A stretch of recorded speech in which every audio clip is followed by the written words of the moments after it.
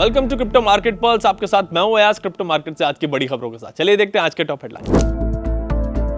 Bitcoin में तेजी, price $81,000 के ऊपर। यूएस सेनेट में पास हुआ क्लैरिटी एक्ट, क्रिप्टो इंडस्ट्री के लिए बड़ी जीत। स्टेबल कॉइंस पर लगाए गए रिस्ट्रिक्शंस को हटाएगा bank of England. Global asset manager Fidelity International ने चेन लिंक पर लॉन्च किया टोकनाइज्ड लिक्विडिटी फंड। बिटकॉइन इस वक्त $81,000 के ऊपर ट्रेड कर रहा है। पिछले 15 घंटों में बिटकॉइन में करीब 3% की शानदार तेजी आई है।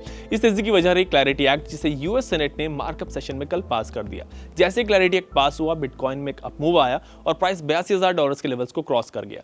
यहाँ पर 200-डे SMA और 200-डे EMA दोनों का रेजिस्टेंस है और वहां से थोड़ा कूल ऑफ होकर अब $81,000 की रेंज पे सेटल हो गया। ETF साइट पर कल बिटकॉइन में $12.8 मिलियन का आउटफ्लो रिकॉर्ड हुआ। डेरिवेटिव्स मार्केट में $89 मिलियन के लिक्विडेशन।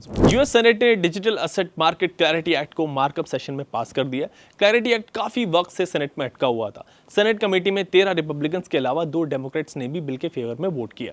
अब बिल सेनेट फ्लोर वोट के लिए जाएगा, जहां पास होने के लिए 60 वोट जरूरी होंगे। उसके बाद हाउस ऑफ रिप्रेजेंटेटिव्स में पेश होगा, फिर यूएस प्रेसिडेंट डोनाल्ड ट्रंप इस पर साइन करेंगे। Bank of England stable coins पर लगा के रिस्ट्रिक्शंस को आसान करने जा रहा है। सेंट्रल बैंक वो क्लॉज हटाने जा रहा है जिसमें एक आम इन्वेस्टर्स के लिए स्टेबल कॉइन होल्डिंग की मैक्सिमम लिमिट 20,000 पाउंड यानी कि करीब 25 लाख रुपए रखी गई थी।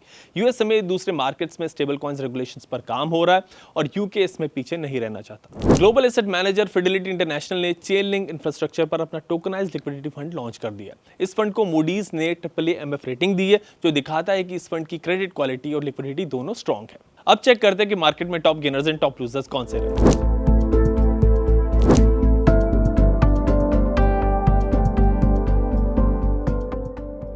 अब बारी है resistance and support levels. Bitcoin का रेजिस्टेंस लेवल $81,500 से $82,600 के बीच और सपोर्ट जोन है $78,000 से $79,000 के बीच। इथेरियम का रेजिस्टेंस जोन है $2300 से $2330 के बीच और सपोर्ट जोन है $2220 से $2250 के बीच। BNB का रेजिस्टेंस जोन है $690 से $700 के बीच और सपोर्ट जोन है $665 से $672 के बीच। सोलाना का रेजिस्टेंस जोन है $94 से $96 के बीच और सपोर्ट जोन है $88 से $90 के बीच। XRP का रेजिस्टेंस जोन है $1.54 से $1.56 के बीच और सपोर्ट जोन है $1.43 से $1.45 के बीच। कल क्लैरिटी एक्ट के सेनेट में पास होने के बाद बिटकॉइन $82,000 तक गया, लेकिन वहां से प्राइस को रिजेक्शन मिला। अभी क्लैरिटी एक्ट सेनेट से क्लियर हुआ है, आगे फुल सेनेट वोट होगा, फिर हाउस वोट होगा, उसके बाद प्रेसिडेंट के पास साइन के लिए जाएगा। सो रेगुलेटरी क्लैरिटी में अभी थोड़ा टाइम लग सकता है। क्लैरिटी एक्ट पर व्हाइट हाउस का जो टारगेट है वो 4 जुलाई है, इसीलिए फोमो में एग्रेसिव पोजीशंस ना लें। बिटकॉइन अभी 200-डे EMA और 200-डे SMA से नीचे है और $82,000 के पास स्ट्रॉन्ग रेजिस्टेंस है। सो इसका ख्याल रखें। क्रिप्टो पर अगर कोई सवाल है तो हेल्पलाइन नंबर पर कॉल करें।